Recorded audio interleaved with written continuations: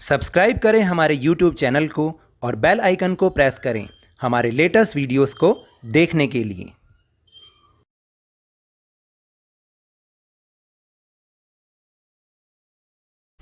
Hello and welcome to Lavneesh Sir ki class. This is Directorate of Education GNCT of Delhi's worksheet number 2, and it is only for class 7 students. It has taken from the subject Social Science Geography, and we will learn and understand the topic environment in this worksheet, and will also discuss the topic natural environment in this worksheet. देखिए, आज की इस worksheet में हम environment chapter में से natural environment के बारे में बहुत कुछ समझेंगे। आखिर ये नेचुरल एनवायरनमेंट होता क्या है? देखिए, एनवायरनमेंट जैसे कि आपको याद है कि लास्ट वर्कशीट में हमने ये अंडरस्टैंड किया था कि environment which is all around us, यानी डिफरेंट थिंग्स जो कि हमारे अराउंड, हमारे सराउंडिंग्स में होती हैं, whatever they are from nature और they are from man made.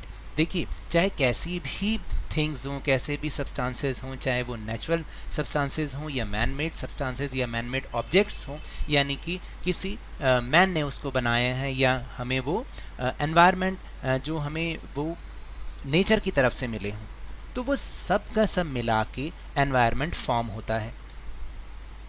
और उसी में अगर हम बात करें कि नेचुरल एनवायरनमेंट की, तो there are some parts which makes all together natural environment. देखिए, क्या होता है कि नेचुरल एनवायरनमेंट में बहुत सारे पार्ट्स हैं, उसके बहुत सारे पार्ट्स हैं, जैसे कि लिथोस्फीयर जहाँ पर कि हम रहते हैं, बायोस्फीयर जिसमें ह्यूमन बीइंग्स भी आ जाते हैं, एनिमल्स भी आ जाते हैं और हमारे प्लांट्स भी आ जाते हैं। एटमॉस्फेयर यानी जो हमारे चारों ओर, हमारी अर्थ के चारों ओर एक पतली सी लेयर है एयर की, जिसको हम एटमॉस्फेयर कहते हैं। एंड हाइड्रोस्फीयर जो पानी है, जो वाटर बॉडीज़ हैं, वो सारे के सारे हाइड्रोस्फीयर हैं।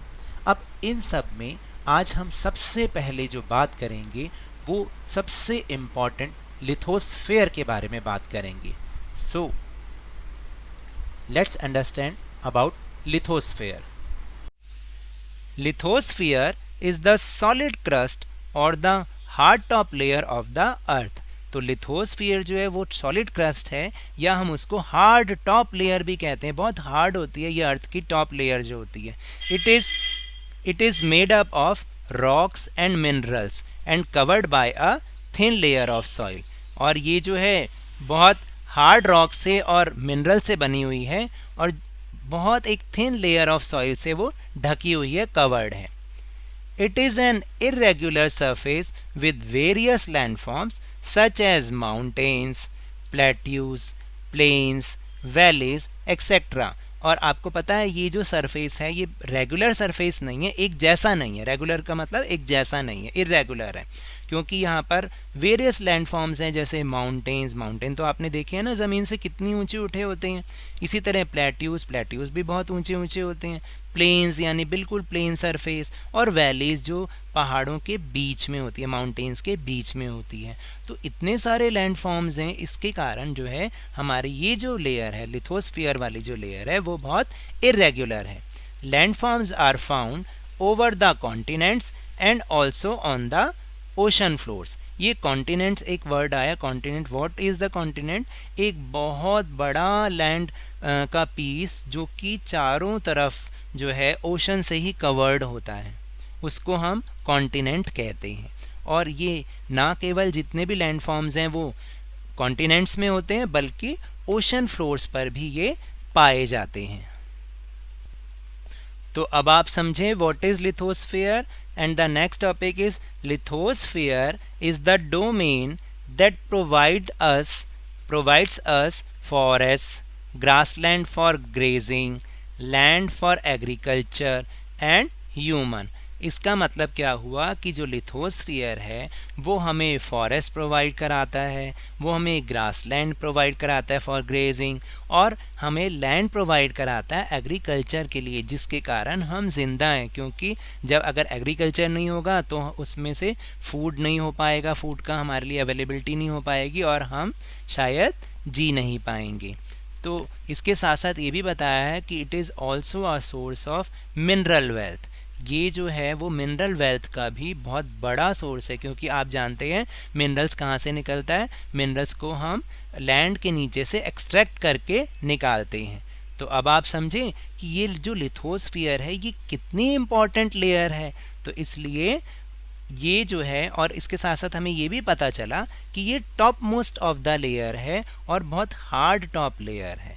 तो चलिए अब हम चलते हैं क्वेश्चन आंसर्स की तरफ। Let's go to the question answer section. और बहुत ही मज़ेदार क्वेश्चन आंसर सेक्शन है। आप चाहें तो मेरी वीडियो यहाँ पर भी रोक के ये क्वेश्चन अपने आप करने की कोशिश कर सकते हैं और फिर मेरे आंसर से मैच कर सकते हैं। तो फर्स्ट क्वेश्चन है, वो जो क्वेश्चन है हमारा वो लिखा है write a name for each sentence by making use of the jumble words. यहाँ पे कुछ जम्बल वर्ड्स दे रखे हैं, उनको आपने सोच के इधर उधर पलट के कोई सही वर्ड लिखना है और वो सारे के सारे वर्ड्स इस वर्कशीट में आए हुए हैं। तो सबसे जो फर्स्ट नंबर का सेंटेंस है वो है solid portion of earth. Solid portion of earth सबसे पहले हमने पढ़ा, yes, lithosphere. Second is the large landmass of the earth's surface which is continent. The third is the huge water bodies, that is oceans. ocean क्योंकि बहुत huge water body होती है।